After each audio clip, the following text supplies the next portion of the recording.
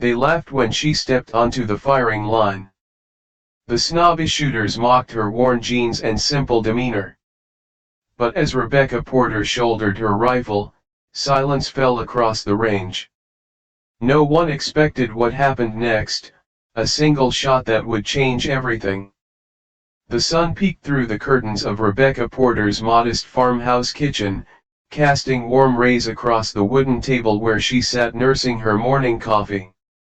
Family photos lined the walls, generations of Porters standing proudly in hunting gear, rifles respectfully held, game displayed with honor.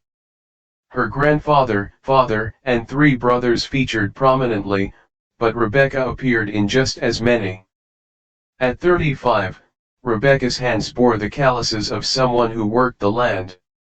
Her face, though striking, carried a natural beauty unmarked by expensive products.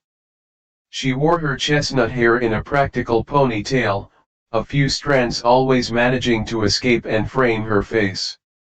"You sure about this, Becky?" Her father's voice crackled through the phone pressed between her ear and shoulder. "Dad, I've been shooting since I was 8, she replied, her voice carrying the confidence of someone who knew her worth, even if she didn't broadcast it. "I know, sweetheart. You're better than all of us put together, but these competition folks, they can be mighty unwelcoming to newcomers. Especially women," she finished his sentence, a hint of resignation in her voice. The silence on the other end confirmed it. Rebecca sighed, running her finger along the rim of her coffee mug. "The regional championship is next month, Dad. I need to practice on a proper range with measured distances. Our back 40 just won't cut it anymore." Her father chuckled. "You've always been the determined one." After hanging up, Rebecca walked to the old oak cabinet in the corner of the living room. The lock clicked open, revealing her grandfather's rifle, a classic bolt action that had been meticulously maintained and upgraded over the years. Nothing flashy, but in the right hands, devastatingly accurate. Rebecca ran her fingers along the smooth wooden stock, worn from decades of use. This wasn't just a firearm, it was her heritage. Her grandfather had taught her father, and her father had taught her, passing down not just technique but respect. "A good shot isn't about strength," her grandfather used to say, "it's about patience, breathing, and knowing exactly who you are when you squeeze that trigger." She carefully placed the rifle in its case alongside the spotting scope and ammunition she had loaded herself, each round crafted with precision, tested and perfected over countless early mornings and long evenings after work at the veterinary clinic. Rebecca checked her watch, an old reliable timepiece that had been her mother's. She needed to get going if she wanted to secure a spot at the range. Slipping into her olive green jacket over a simple white t-shirt, she took one last look at herself in the hallway mirror. No makeup, no pretense, just Rebecca Porter, 5th-generation hunter, veterinarian, and unassuming markswoman. She didn't look like the competitive shooters she'd seen in magazines with their logo-covered gear and expensive custom rifles, but she didn't need to. Her phone buzzed with a text from her brother, "Show them what a Porter can do. But don't show off too much, or Dad will never stop bragging." Rebecca smiled, typing back, "No promises." As she loaded her gear into her well-used pickup truck, she felt a flutter of nervousness, not about shooting, never about that, but about entering a world where she knew she'd be judged before she ever took a shot. "Just focus on the target," she reminded herself, starting the engine. "Nothing else matters when it's just you, the rifle, and the bullseye." The shooting range sprawled across several acres of cleared land, nestled against gently rolling hills that served as natural backstops. Rebecca navigated her pickup past rows of expensive SUVs and gleaming trucks with custom paint jobs. Her own vehicle, practical and mud-spattered, stood out like a dandelion in a rose garden. The main clubhouse was an impressive structure of stone and timber with large windows overlooking the various ranges. Inside, the walls displayed trophies, mounted game heads, and photographs of past champions, almost all men. Rebecca approached the registration desk with measured steps. "Membership card?" asked the attendant, barely looking up from his computer. "I'm not a member," Rebecca replied, "just looking to use the long-range targets for the day." The attendant's eyes flicked up, taking in her worn jeans and simple attire. "The day pass is $75. You'll need to sign a waiver." His tone suggested he wasn't sure she could afford it. Rebecca handed over her credit card without comment. She'd been saving up for this. "You know the long-range area is for experienced shooters, right?" he added, sliding the waiver form toward her. "The beginner range is over there." He pointed toward a much smaller, less equipped area. "Ken qua toi dang huang den con gia lan yak mai. Ban hai viet li noi dung na ji up toi theo van fong yak mai, them da u ka cho fu hop, dong toi doi ten nan vat va du tu oi trong by viet." "I'm familiar with firearms, thank you," Rebecca said, her voice polite but. As she signed the form, with her pass clipped to her jacket, Rebecca made her way across the manicured grounds toward the long-range section. She could feel eyes tracking her as she walked, carrying her grandfather's rifle case and a small backpack of supplies. The long-range area was less crowded than the other sections, but that didn't make it any less intimidating. 6 shooting stations stretched before her, 3 already occupied by men with equipment that probably cost more than her truck. Rebecca selected the station farthest from the others and began methodically setting up. She unfolded her shooting mat, assembled her spotting scope on its tripod, and carefully removed her rifle from its worn leather case. Unlike the glossy, tactical-looking firearms around her, Rebecca's rifle retained much of its classic appearance, though the barrel, trigger, and scope had been upgraded over the years. She pulled out her notebook, filled with meticulous notes on distance, wind, and ammunition performance. "Look what wandered in," a voice stage whispered from 2 stations down. Rebecca didn't turn. She'd expected this. Instead, she continued her preparation, checking the wind flags fluttering at various distances downrange. "Someone should tell her this isn't the place for Grandpa's hunting rifle," another voice added, followed by chuckles. The men's voices carried easily across the otherwise quiet range. Rebecca recognized the type, shooters who spent more money on gear than on practice, whose knowledge came more from forums than experience. "Think she's lost?" The voice belonged to a tall man moving between stations.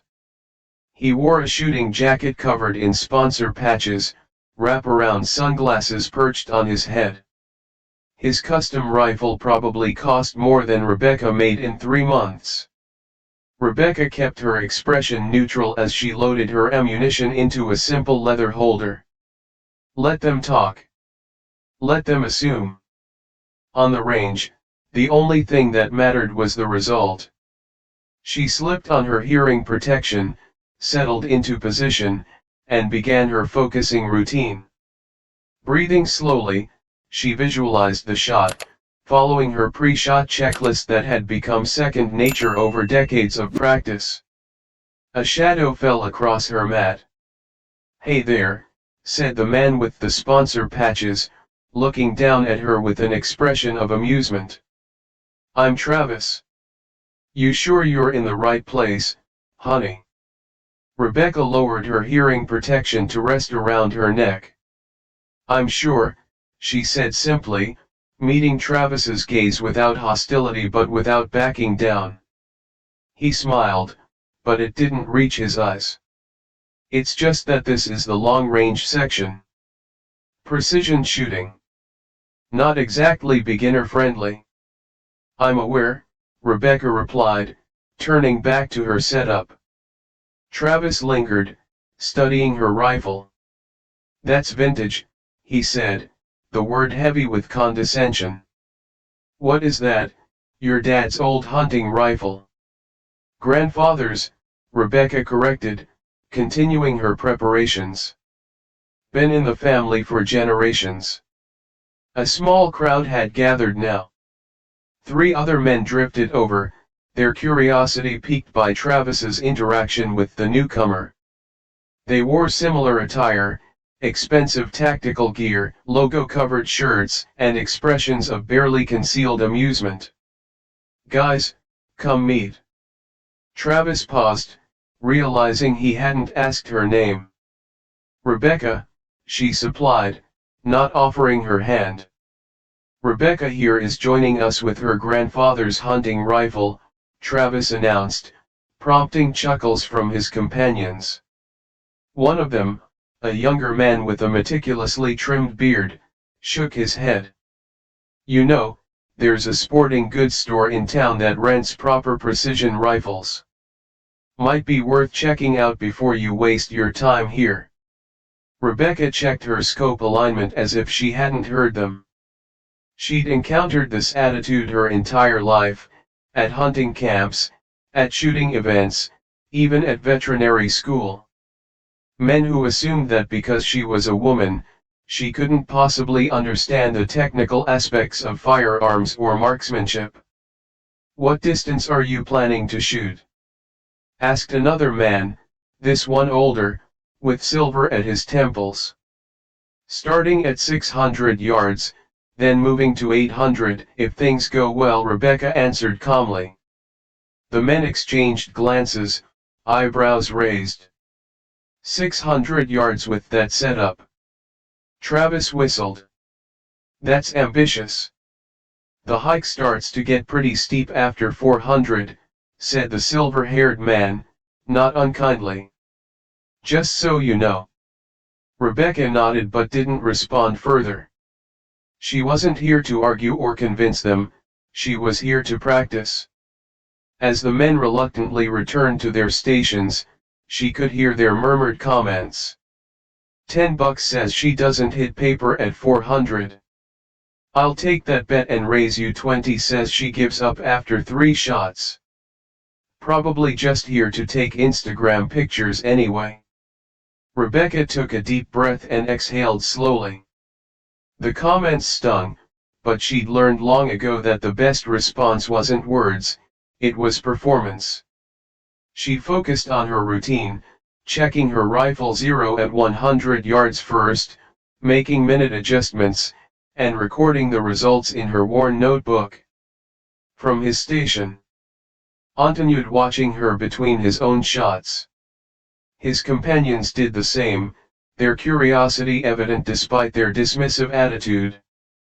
Rebecca spent 30 minutes at the 100-yard target, shooting 5-round groups with methodical precision. Her groupings were tight, something the men would have noticed if they had been paying attention to her target rather than her appearance. When she finished her warm-up, she adjusted her scope for 300 yards, then proceeded to shoot another tight group. Not a single comment came from the men, though she could feel their occasional glances. As she prepared to move to 600 yards, Travis approached again, this time with an air of forced casualness. Not bad for 300, he said, as if granting a major concession, but 600's a different game altogether. Wind becomes a serious factor. Bullet drop is significant. Not something you can just jump into. Rebecca looked up at him, her patience wearing thin, but her voice remaining level. Thank you for your concern. His smile tightened. Just trying to save you some frustration, that's all. The afternoon sun beat down on the range as Rebecca prepared for her 600-yard shots. She had meticulously updated her ballistic calculations, accounting for temperature, humidity, and the slight crosswind that had picked up. Travis and his friends had given up all pretense of focusing on their own shooting. They stood in a loose semicircle behind their firing line, watching her with undisguised skepticism. "This should be good," Travis said, loud enough for her to hear. Rebecca positioned herself, adjusting her posture and grip. Her breathing slowed as she went through her mental checklist. "Hey guys," Travis called out, "maybe we should give her some pointers before she embarrasses herself." The group erupted in laughter. One man pulled out his phone, clearly intending to record what he expected to be a humiliating failure. "I bet she doesn't even know how to adjust for windage," said the bearded man, not bothering to lower his voice. Rebecca remained focused, though a muscle in her jaw twitched slightly. This isn't just about her anymore, she thought. She thought of her family, of all the women who'd faced similar dismissal in male-dominated spaces. Travis approached her firing position again, standing close enough to cast a shadow across her scope. "Look, no offense, but that antique you're shooting isn't designed for this kind of precision work," he said, gesturing at her rifle. "The barrel harmonics alone would make consistent grouping impossible. Not to mention the outdated trigger assembly." Rebecca finally looked up at him. "Would you mind stepping back? You're blocking my light." Travis's smile faltered slightly, but he didn't move. "I'm just saying, maybe you should start with something more realistic. 600 yards is where the real shooters separate from the hobbyists." "Didn't you hear her, Travis?" one of his friends called. "She needs her light for her Instagram photos."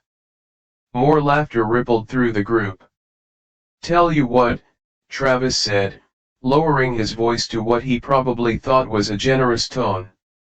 "Hit anywhere on the target at 600, just anywhere, and I'll personally sponsor your membership here." His friend snickered behind him. "And if I don't?" Rebecca asked, her voice steady. Travis's smile widened. "Then you admit you're out of your league, pack up your grandfather's hunting rifle, and let the big boys get back to their practice." "Ken qua toi dang huang den con gia lan yak mai. Ban hai viet li noi dung na ji up toi theo van fong yak mai, them da u ka cho fu hop, dong toi doi ten nan vat va du tu oi trong by viet." The challenge hung in the air between them. Rebecca knew it was petty, knew she had nothing to prove to these men. But something in her, the same Porter stubbornness that had carried her family through generations, refused to back down. "One shot," she said finally. Travis blinked, clearly expecting her to decline. "What? One shot at 600 yards? That's all I need." Travis's laughter echoed across the range, joined quickly by his companions. "One shot, honey. Even the best shooters don't make those kinds of claims." Rebecca remained silent, waiting for his answer. "All right," Travis finally said, spreading his hands in a magnanimous gesture. "One shot it is. But not just anywhere on the target." He turned to his friends. "What do you think, guys? Center ring, or is that too cruel?" The silver-haired man pointed downrange. "There's an 8-inch gong at 600. Hit that." Travis's eyes lit up. "Perfect. Hit the gong, one shot." He was practically giddy with anticipation of her failure. The bearded man stepped forward. "And just to make it interesting, if you miss, you not only leave, you buy us all around at the clubhouse." Rebecca hesitated for the first time. She hadn't planned on this becoming a spectacle, a wager. She'd come here to practice, to prepare for the championship, not to perform for an audience of scornful men. For a moment, she considered simply packing up and leaving. There would be other ranges, other days to practice. Her father's warning echoed in her mind. But then she thought of her grandfather, of the lessons he'd taught her about standing her ground, of her mother, who'd faced similar prejudice as one of the few female hunters in their rural community decades ago.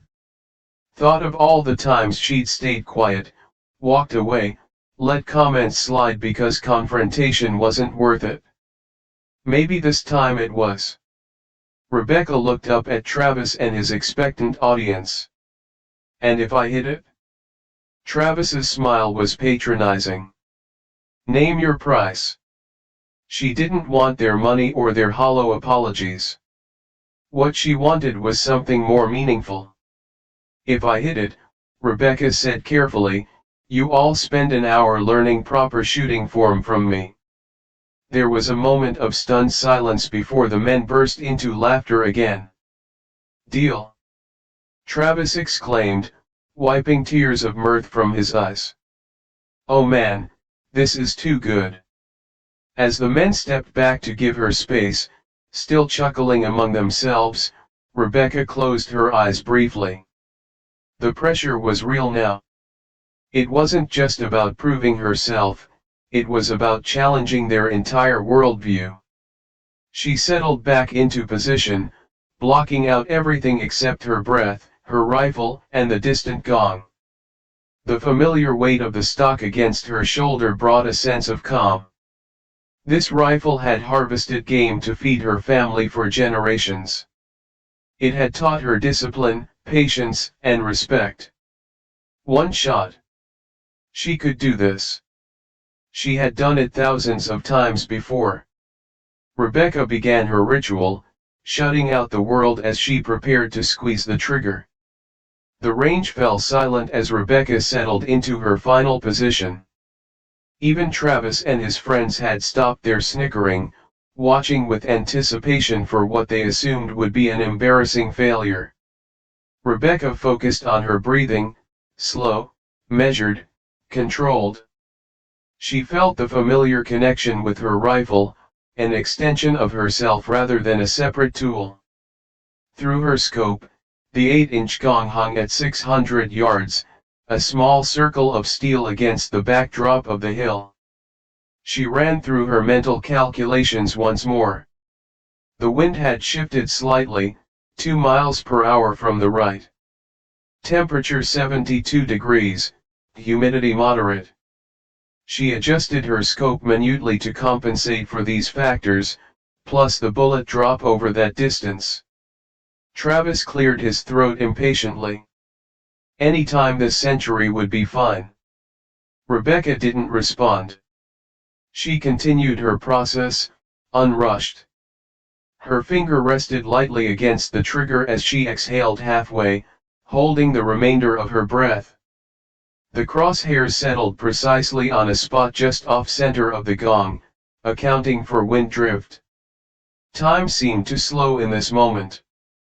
There was no Travis, no audience of doubters, no pressure, just her, the rifle, and the target, just as her grandfather had taught her. She squeezed the trigger. The rifle's report cracked across the range, the recoil flowing through her body like a familiar wave. Before the echo had died away, a clear, resonant ping rang out from downrange, a direct hit. For a moment, no one moved, no one spoke. The clean, unmistakable sound of lead striking steel had silenced everyone. Rebecca calmly ejected the spent casing, set the rifle safety, and sat up. She didn't smile, didn't gloat. She simply reached for her notebook and recorded the shot details, windage adjustment, elevation adjustment, temperature. Travis stood open-mouthed, his sunglasses slipping down his nose. His friends had similar expressions of disbelief. The silver-haired man was the first to recover, raising his spotting scope to confirm what they had all heard. "Center hit," he announced, unable to keep the surprise from his voice. "Dead center." Rebecca began reloading, preparing for her next shot as if nothing extraordinary had happened, as if she hadn't just done what many recreational shooters spend years trying to achieve consistently. Travis started, then stopped, seemingly at a loss for words. "That could have been luck." Rebecca chambered another round.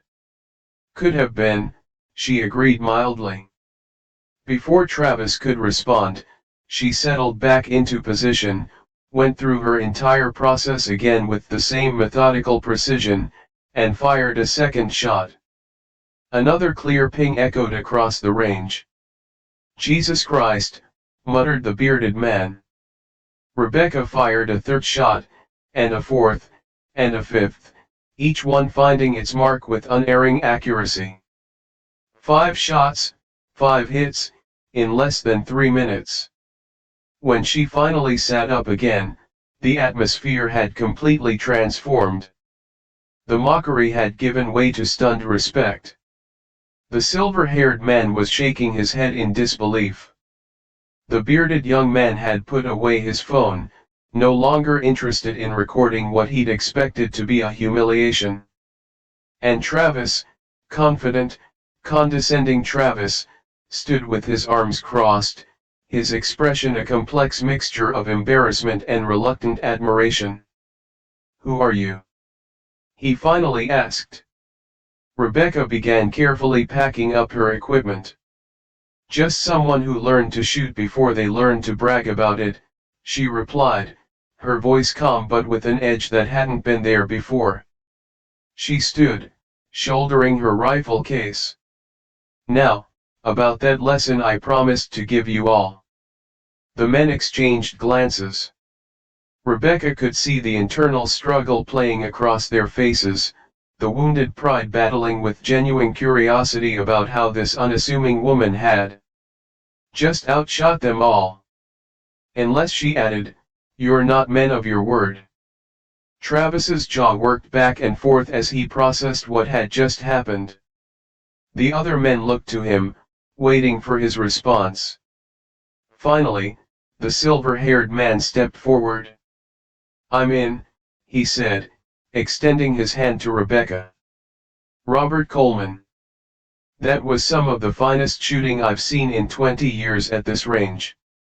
Rebecca shook his hand, nodding in acknowledgement. One by one, the others introduced themselves, all except Travis, who remained rooted in place, pride visibly wrestling with curiosity. "Where did you learn to shoot like that?" asked the bearded man, Mike, as he'd introduced himself. "My family," Rebecca replied simply.